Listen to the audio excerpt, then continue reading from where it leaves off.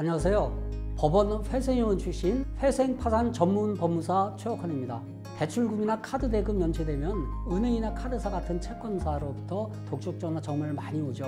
그런데 개인회생에는 금지 명령이 있기 때문에 법원에서 이 금지 명령만 받으면요, 더 이상 이제 채권자들로부터 빚독촉을 받지 않아도 되거든요. 금지하는 것은 이 법률 행위뿐만이 아니고 변제를 받거나 변제를 요구하는 일체의 행위를 모두 금지하는 겁니다. 돈 달라고 집으로 아니면 회사로 찾아오거나 전화도 할 수 없고요. 그래서 일체 법률 행위, 사실 행위를 못한다고 이렇게 보시면 되는데요. 그러면 금지 명령은 누구나 당연히 신청만 하면 100% 나올까요?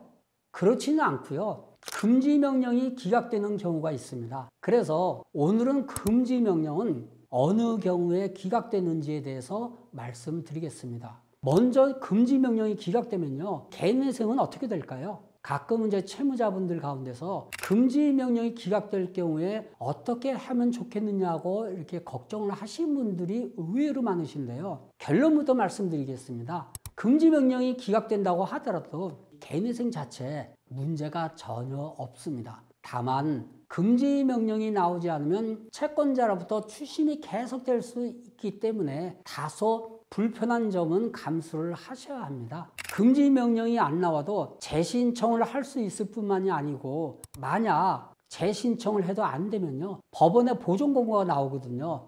이 보존공고에 대한 서류 접수, 이걸 빨리빨리 준비해서 개시 결정을 받으면 되니까요, 너무 큰 걱정하지 않아도 됩니다.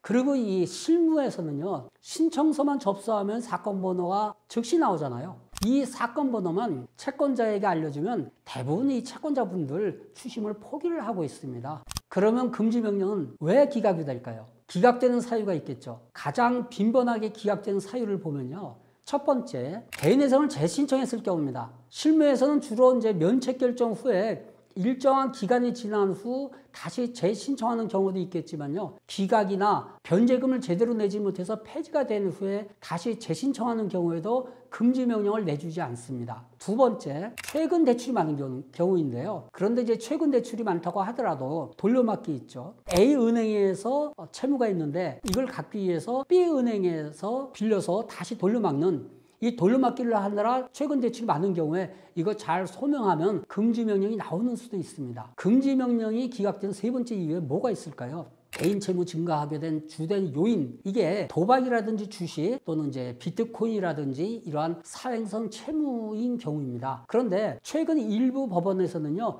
주된 채무 증대 원인이 주식인 경우에도 예외적으로 금지 명령이 나오는 경우가 있습니다. 그리고 이제 마지막으로 과소비의 경우, 이때 금지 명령이 기각될 가능성이 높습니다. 전혀 안 나온다는 건 아니고요, 금지 명령이 기각될 가능성이 있다는 얘기죠.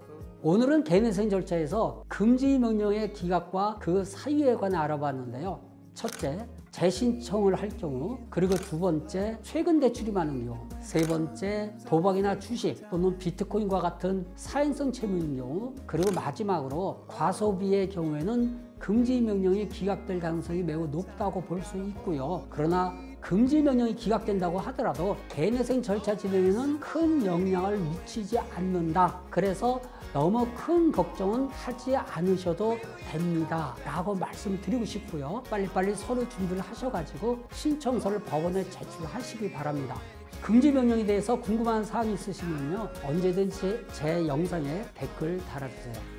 오늘 최옥환 법무사의 회생TV는 여기에서 마무리하겠습니다. 다음번에도 더 재미있고 유익한 컨텐츠로 찾아뵐 테니까요, 오늘 제 영상이 좋으셨다면 구독과 좋아요 눌러주시고 응원의 댓글 부탁드립니다. 다음 영상에서 뵙겠습니다. 안녕히 계세요.